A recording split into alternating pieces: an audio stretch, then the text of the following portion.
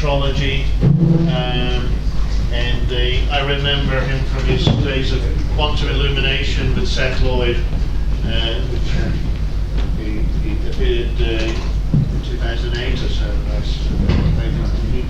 The title of the talk is Digital Quantum Metrology. Okay. And I had a good picture at the beginning. Yes. Yeah. Okay. So, first of all, let me thank John for the kind invitation. So it's nice to be here. I've never been to Bristol. About the picture, it's a trick. So everybody asks me about the picture. Since it's a trick that works better if I tell you about it, then I will tell you about it. You will always remember my talk because of the whales. So that's why I put whales on it. It has nothing to do with what I'm going to talk about, that is digital quantum metrology. So this is joint work with Majid Hassani and Chiara Machiavella at the University of Pavia. So what am I talking about? I'm going to give you, another whale, a new theory of quantum metrology that is suited for digital sensing, digital signal acquisition, digital signal processing, and so on. So the basic idea I'm going to ask is how many significant digits are there in my estimation, okay?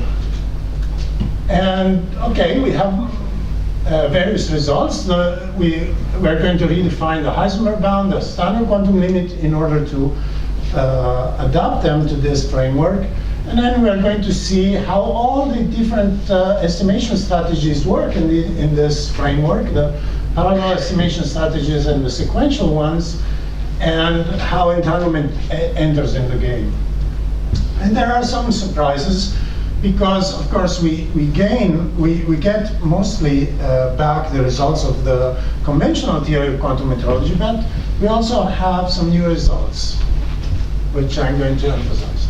So what is quantum metrology? Peter talked about it a little bit, but I'll just try to give you an idea. Metrology is just the estimation of a parameter, and typically you get some statistical noise when you try to estimate a parameter, and you increase your precision by redoing your measurement n times. You average the outcomes, and of course you all know that the central limit theorem tells you that the statistical error on the average goes like 1 over square root of n. But now quantum comes in, and quantum metrology is the estimation of parameter with increased precision, thanks to quantum effects, such as entanglement. Typically, you get a square root of n enhancement. So the error now goes like 1 over n instead of 1 over square root of n. Okay, this is the typical sales pitch for quantum metrology. Now, how do you perform a measurement? And this was something that Peter was showing. You typically prepare some probe. You interact your probe with the system you want to sample, and then you measure the probe. Like you want to measure the height of this, you take a tape measure, so that's the probe preparation. You interact with your system, and then you read out your tape. Okay, that's very general scenario for estimation. Okay, just a technicality, I'm going to work with finite dimensional probes, so the parameter is basically a phase, okay? It's periodic. So what are the main results of quantum metrology theory? This is work I did many years ago together with Seth and Vittorio Giovannetti. So, well, this is a classical situation in which, as I was saying, you just repeat the measurement n times, okay? And let's consider parallel strategies in which you're sampling the system, these black boxes, at the same time. So you're proceeding in parallel. Of course, you can do different things with quantum mechanics. So you can have a joint measurement at the output. That green box represents some entangling operation, and then you do a joint measurement at the output. Or you can entangle the probes at the input. Again, the green box is an entangling operation, and then proceed with the estimation. Or you can have the fully quantum strategy, quantum at the input, quantum at the output, in which you do both. Okay, and of course there are also sequential strategies in which instead of doing it in parallel, you do it sequentially. Okay, so you have a single probe and you probe sequentially, and maybe you have some ancillas. Typically in the noiseless case they don't help, but you can think of them. And it turns out that you get a 1 over square root of n, of course, in the classical case. Turns out that entanglement at the measurement stage is completely useless. That was a surprise to us when we developed this theory. So you get 1 over square root of n also if you do entangling measurements. And also here, you don't need entangling measurements to get 1 over n. Okay, and it turns out also the sequential strategy gives 1 over n. But what am I talking about when I say 1 over n, 1 over square root of n? Well, I'm talking about the root mean square error, or the standard deviation of the parameter phi I want to estimate. So something wrong. Well, why am I doing that? Well, typically we want to use a quantum parameter bound. Peter was talking about this. It's a very powerful result that tells you that your estimation, your precision on your parameter is lower bounded by something that depends on the quantum Fisher information. That is typically something you can calculate. Okay, this is the case, a very simple case in which you have no noise, in which you use pure states for the probes, and it just comes out like a sort of an uncertainty relation. You see a delta phi, delta h. Delta h is the generator of your transformation, the ones that encode the parameter in your probe. Okay, so it's sort of like an uncertainty relation.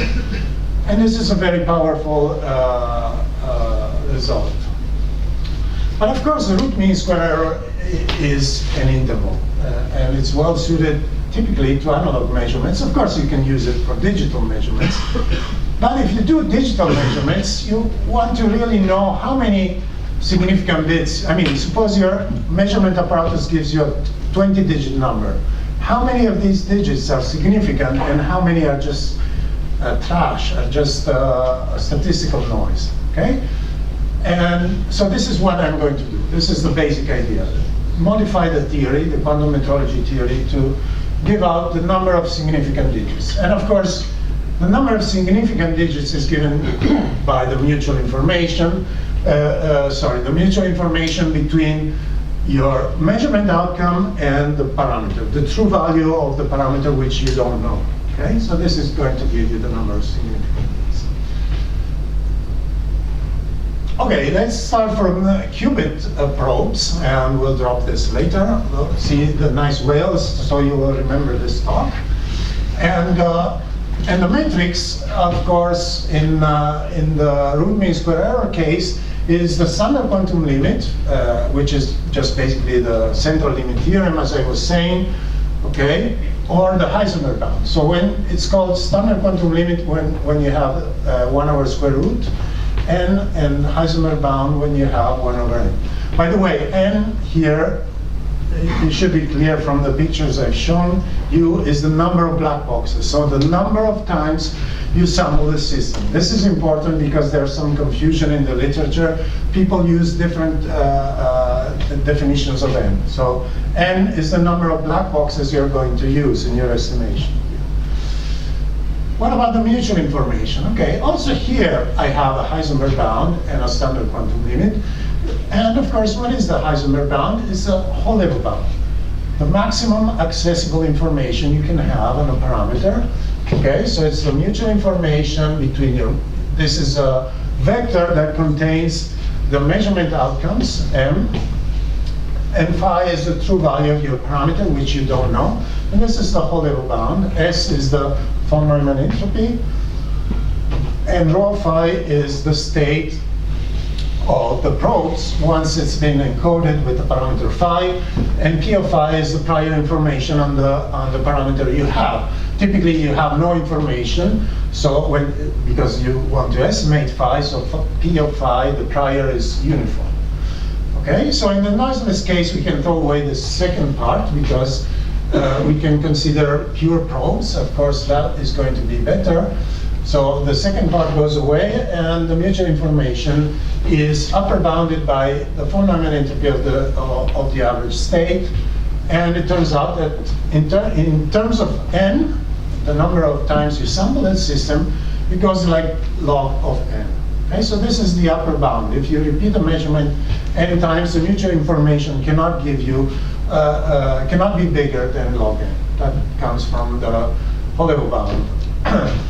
What about the standard quantum limit? Well, the idea is just take the square root, right? Just like in the other case, and then it means you get a 1/2 in front.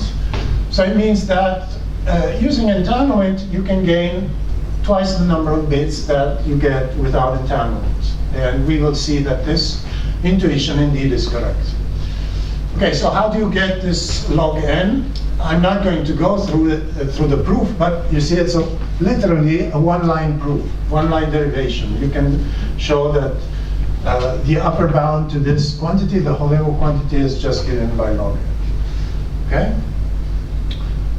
Is the Heisenberg bound achievable? Of course it's a bound, but if it's never achievable, it's not very interesting.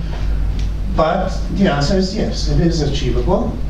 So it's an interesting bound, and there is and the strategy to achieve it is just the quantum phase estimations algorithm. People familiar with quantum computation have seen this. It's a way to estimate an unknown phase. Okay, so I'm going to say it's not a sequential algorithm because we have some parallel things going on, but you see the number of probes is just logarithmic in the end. Okay, so basically all the black boxes are on the last probe. This scales exponentially, so the last probe has basically n plus 1/2 black boxes. So it's kind of a sequential strategy in this sense that most of the probes are in the last, most of the black boxes act on one of the probes. And by the way, this is typical of all sequential strategies, even in the normal case, in the conventional quantum metrology theory, even though people usually don't tell you that it's a secret. Well, at the output, you just take a quantum Fourier transform and you measure, and you get the estimate of your parameter phi, just by measuring. Okay, the quantum phase estimation algorithm is very easy to calculate the conditional probability of obtaining result m at the quantum Fourier after the quantum Fourier transform, given that the input parameter was phi. Just this sine square over a sine square thing is not difficult to find. It's more difficult to calculate the asymptotic scaling of the mutual information you get from that conditional probability. I mean, this was probably the nastiest integral I've ever done in my life. But you can do it, and it turns out that it's log n, like you would expect from the Heisenberg bound, minus this constant here, which is basically 1.2, okay? This gamma is the Euler function, Euler constant or something. Anyway, you get the Heisenberg bound apart from a constant factor. And well, how do you calculate the mutual information from the conditional probability? Well, you just use the definition of mutual information, and you can do that. And then you calculate this integral, and it comes out. And of course, it's not only asymptotically that goes like log n, but if you plot it, plot the mutual information, you see that already for n of the order of 10, you already get asymptotic scaling. So it converges very quickly to the asymptotic scaling. And of course, this proves that the sequential strategies can achieve the Heisenberg bound. And the proof is just by giving an example, the quantum phase estimation algorithm. But note that in the root mean square error case, the Heisenberg bound is not achievable with the quantum phase estimation strategy. So this is quite a surprise to us. I mean, we checked this and we found that it works, but it doesn't work usually. So it's something that works because we are using mutual information. What about parallel strategies? Can we get the Heisenberg bound by using entangled parallel strategies, like in the case of the root mean square error? The answer is yes. And it's very simple to see, because all we have to do is transform the quantum phase estimation algorithm into a parallel algorithm by introducing these new states, or GHZ states here, and introducing these control nodes here. I mean, I don't have time now to go through this, but people familiar with quantum computation, I think, can see quite straightforwardly that these two algorithms are equivalent, at least from the quantum Fourier transform onwards.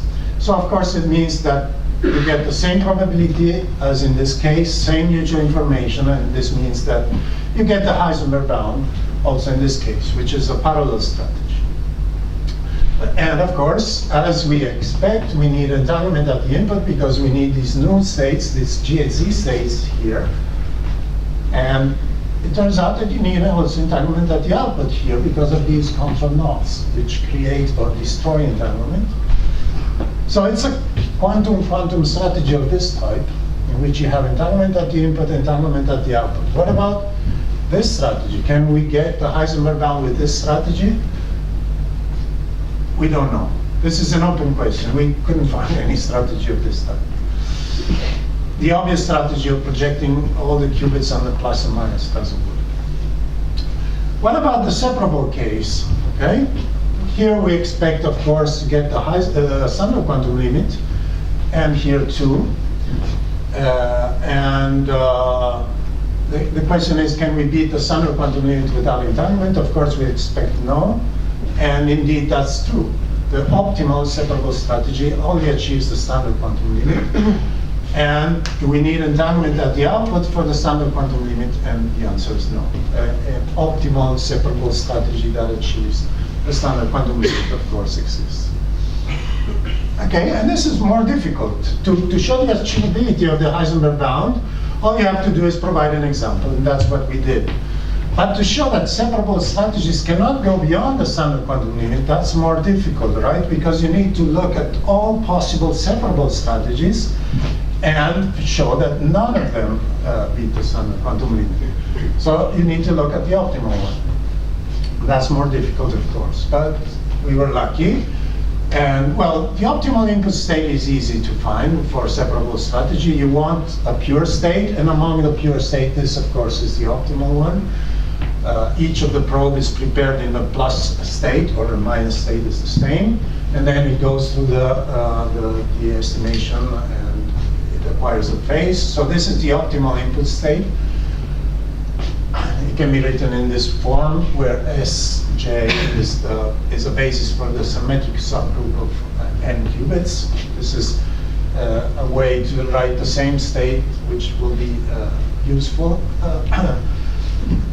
And what is the best measurement on this? And this is more difficult. So what is the best measurement that you can extract information on the phase pi?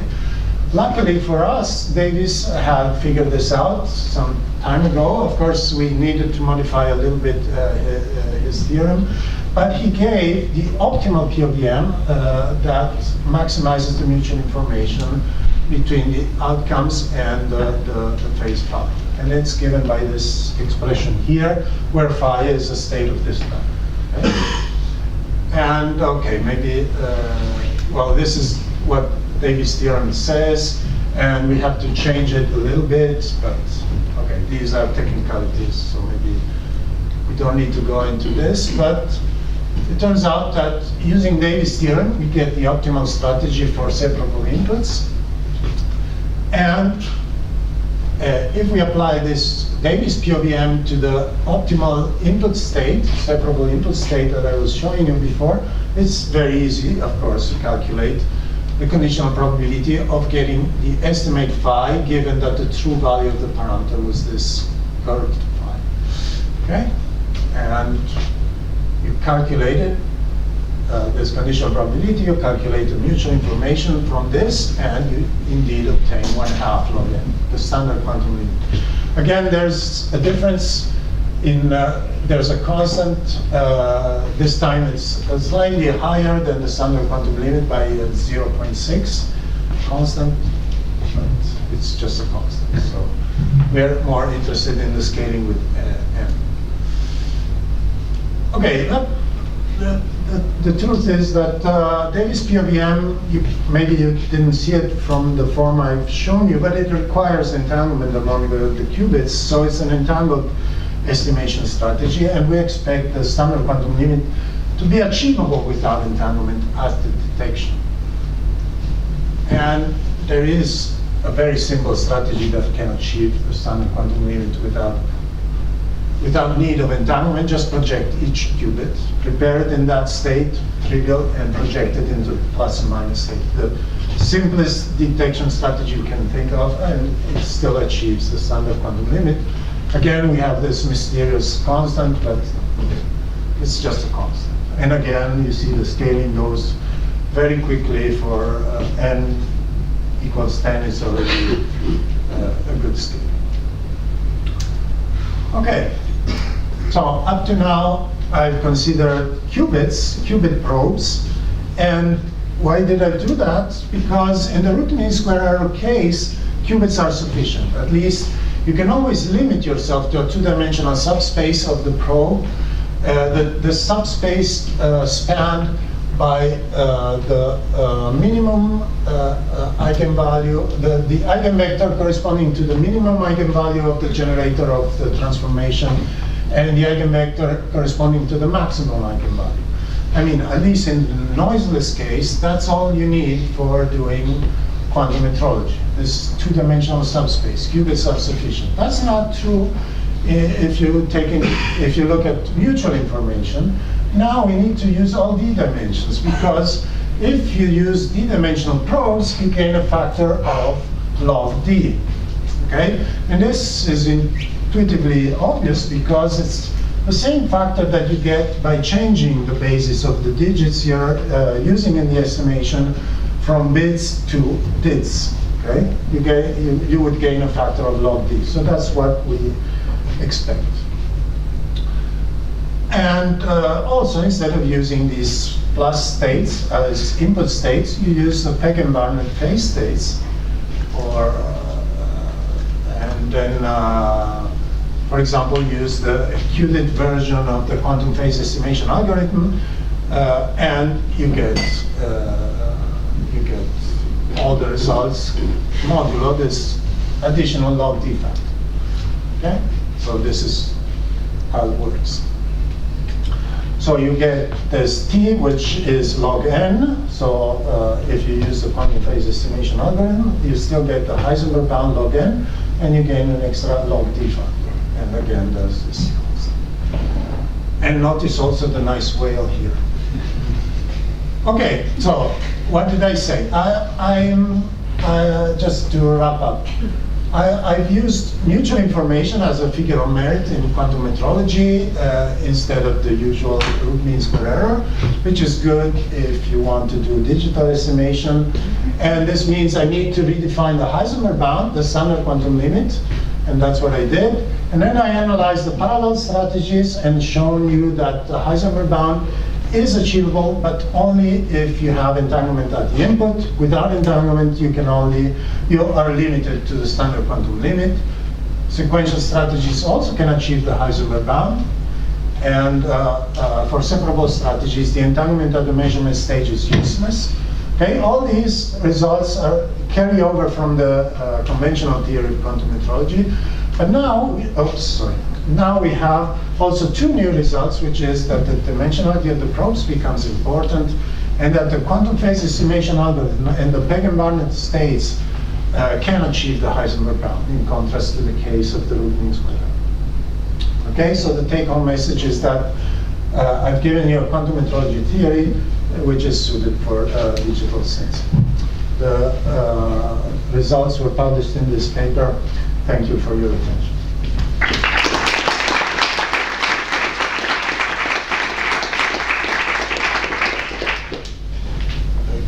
Questions? Yeah, thank you very much. So I have a question about the when you have the sort of no entanglement and then two-party entanglements, four-party entanglements, and you said you don't know whether that can reach the Heisenberg bound. So for the in the case of analogs, the quantum Fisher information is a witness for multipartite entanglement, and only when you have full entanglement do you get the across the input, do you get the Heisenberg bound. But does the mutual information not act as a entanglement witness? No, sorry. We know that we can get the Heisenberg bound if we use this entanglement at the input. What is still open is whether we need these entangling gates at the output. Ah, okay. This is the open question. So we know that if we have entanglement at the input, we can achieve the Heisenberg bound. So what we don't know, we expect that it should be the case that we shouldn't be needing entanglement at the output. So we after the measurement stage, we should be able to measure separately on all the probes and still achieve the Heisenberg bound, but we don't know how to do that. If you incorporate the gates into the quantum Fourier transform black box, which also contains some sort of... Yeah, but you see, the quantum Fourier transform, you have to measure at the output. So really, in this case, it's not an entangling thing.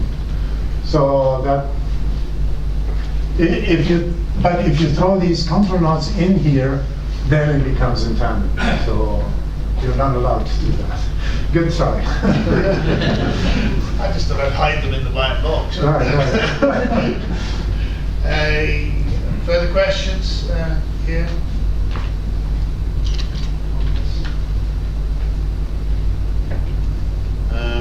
Okay, we'll thank the speaker again. And